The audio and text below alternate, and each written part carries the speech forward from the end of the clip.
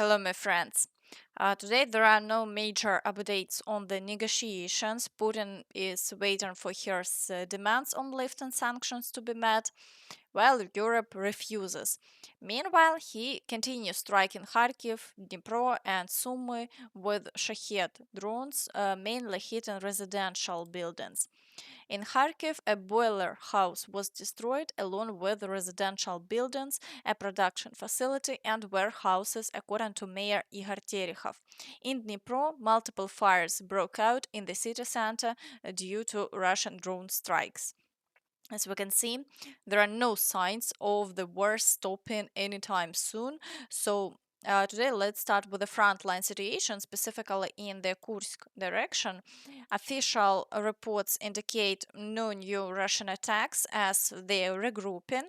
However, looking at geolocation maps, we see that the Russian forces started claiming yesterday that they had already entered the village of Huyevo. In Huyevo, our units of the 177th Separate Guards Marine Regiment are advancing successfully. We are working at full capacity, Russian Marines wrote. Reports also mention our forces crossing the Psel River. This suggests that sooner or later Russian forces will push forward and reach the Ukrainian border. It's only a matter of time. They have concentrated significant forces in this area, though they are also suffering considerable losses. At the same time, Russians continue showcasing captured Ukrainian equipment.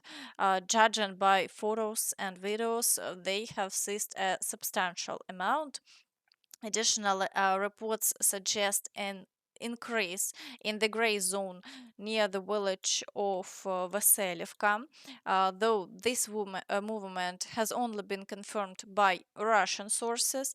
The Ukrainian side hasn't acknowledged any advances in this area. For now, we wait to see how the situation unfolds.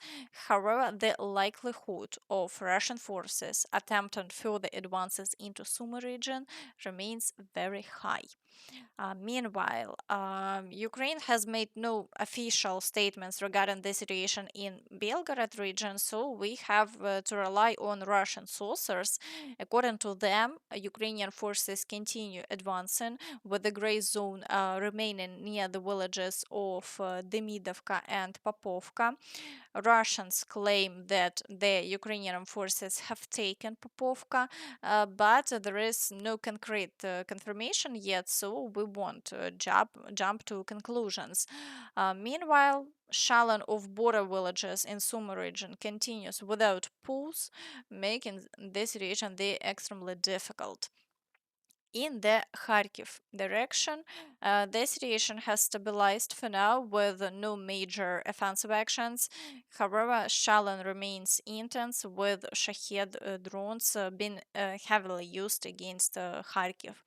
Fighting in Vovchansk is ongoing, and Russian forces have launched attacks on the village of Tykhe.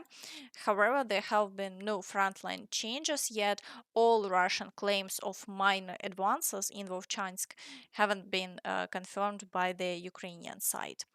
Now, let's move straight to the most active Pokrovsk direction.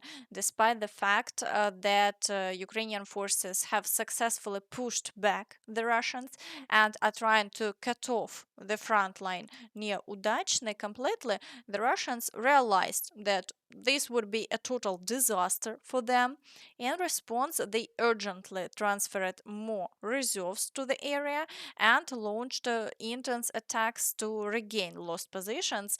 The heaviest fighting is taking place near Novoalexandrivka, Novosergiyevka, Udachne, and as before, they continue pushing toward Kotline. They are also assaulting near Shevchenko and Lysivka, breaking through toward Malynivka, and fierce battles are ongoing for Yelizavetivka and Tarasivka. The situation remains extremely difficult, but for now, Ukrainian forces are holding the defense. There is no new information yet on further counterattacks. In the Kurakhove direction, Russian forces are storming Kotlerivka and Preobrazhenka, breaking through near Troitske, and attacking Konstantinopel and Rozliv. Additionally, they are actively striking Ukrainian rear positions. However, there have been no Russian advances along the front line, and the situation remains unchanged over the past 24 hours. In the Velika Novosilka direction, Russian forces are attempting breakthroughs near Dnipro Energia, assaulting Vilne Pole, and Shalin Novopil. There have been no territorial changes in the past 24 hours, but the intensity of the battles remains high, with daily clashes continuing.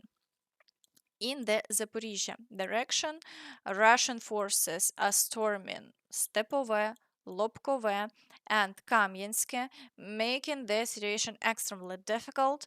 They continue to claim control over Mali Sherbaki and Lobkove, but there are no confirmed reports to support this yet. We are waiting for further updates. However, geolocation maps are showing an increase in gray zone, while Ukrainian forces are successfully targeting and destroying Russian equipment. In the Kherson direction, attacks on the islands and Shalon of the right bank continues, but there have been no changes in the past 24 hours. Russian forces are still unable to cross the river. In the Donetsk direction, fighting continues in the central part of the city. Clashes are ongoing for Krymsk, and Russian forces are attempting to advance toward Delivka. There are no reports of new Ukrainian counterattacks, and Russian troops haven't achieved any new successes here. The situation remains unchanged over the past day. However, geolocation data increasingly confirms that Ukrainian forces are actively using FPV drones to eliminate Russian troops, effectively halting the advance. In the Chasiv Yar direction, Russian forces are storming Predtechene and attempting to advance toward Bilahora. However, there have been no breakthroughs in the past 24 hours, and the front line remains unchanged. In the Siversk direction, fighting continues around Bilohorivka and Verkhnyo-Kamensk. Russian troops are also trying to advance near Ivano-Darivka, but haven't made any progress for a long time. The situation has remained unchanged for the past day. In the Liman direction, Russian forces are attacking Yampolivka, Lipove, Katerynivka and Novomykhailivka. Despite their high activity, they haven't made any new advances, and the Ukrainian forces continue to repel all assaults. In the Borova direction, Russian troops are storming Boguslavka and Kopanki while attempting to break through near Raigorodka to reclaim lost positions in the village of Nadia. Further south, they are advancing toward Olhivka across open fields, but Ukrainian forces are successfully holding the line, and no changes have been recorded in the past 24 hours. In the Kupiansk direction, activity is minimal, with several assaults on Petropavlivka, all of which the Ukrainian forces were able to repel. As a result, the front line hasn't changed over the past 24 hours. In the area of Dvorichna, Russian forces are once again trying to break through to Kamenka, but there have been no changes in the past 24 hours. At the same time, the geolocation map shows a significant increase in the gray zone. However, as seen, the Ukrainian forces are successfully repelling all attacks, and the Russians are unable to secure their positions in the village. Meanwhile, the United States continue to state that they are ready to lift sanctions on Russia to prevent them from rejecting conflict resolution. In the context of resolving the war in Ukraine, the US is prepared to consider reconnection Russia to the global financial systems telegraphic transfer network, said US Treasury Secretary Bessent. The US may sign a deal with Kyiv on mineral resources as early as next week. The US is ready to ease sanctions on Russia as part of a peaceful settlement. The proposal for a ceasefire is already prepared and on Putin's desk. Now it all depends on him. Will we strengthen or ease the sanctions? The connection of Russian banks to the international banking system SWIFT will depend on Russia's actions, US Treasury Secretary Bessent said in the interview with Fox News. In response to a journalist's question about whether the US finds Russia's conditions for a ceasefire in the Black Sea acceptable, he stated that all of Russia's demands are under consideration. The future actions of Russia's leadership will determine whether sanctions will be strengthened or relaxed. President Trump, in my opinion, will undoubtedly strengthen sanctions if it gives him an advantage in negotiations, said the US Secretary of the Treasury.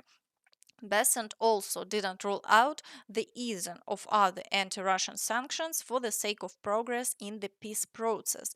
According to him, all options are on the table. Overall, we're still awaiting further steps toward a ceasefire. Zelensky commented on this situation. The ceasefire regarding energy and the Black Sea, as well as technical issues, remain, with monitoring being a priority. The situation in the Black Sea is more complicated. Moscow is trying to add additional conditions to the agreement, which does not include any preconditions.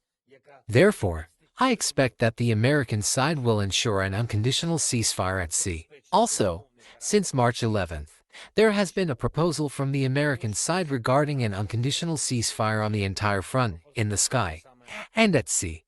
However, Russia still rejects such a complete ceasefire, which is a clear sign that Russia wants to continue this war, dragging it out. Zelensky also hopes that Putin will soon head to Kobzon and everything will end. What does Putin want and who does he fear? Many questions. Let me just jot this down. Who does Putin fear? Let's start with that. Putin only fears his own society. Destabilization of his society is what he fears. But no one can influence this. He will influence it himself. His economy will influence it. The sanctions policy will have an impact. The fact that he does not control and protect all his territories will be a combination of various forces. If again, returning to this, if all our partners are as strong as they are, if they want to demonstrate not superpowers, but simply want to demonstrate their real strengths, and if they put pressure on Putin, there will be destabilization of his society, and he will fear that. So, Putin fears that. The second thing he fears is losing his power. This also depends on the stability of his society, but it also depends on his age. He will die soon, that's a fact, and everything will end.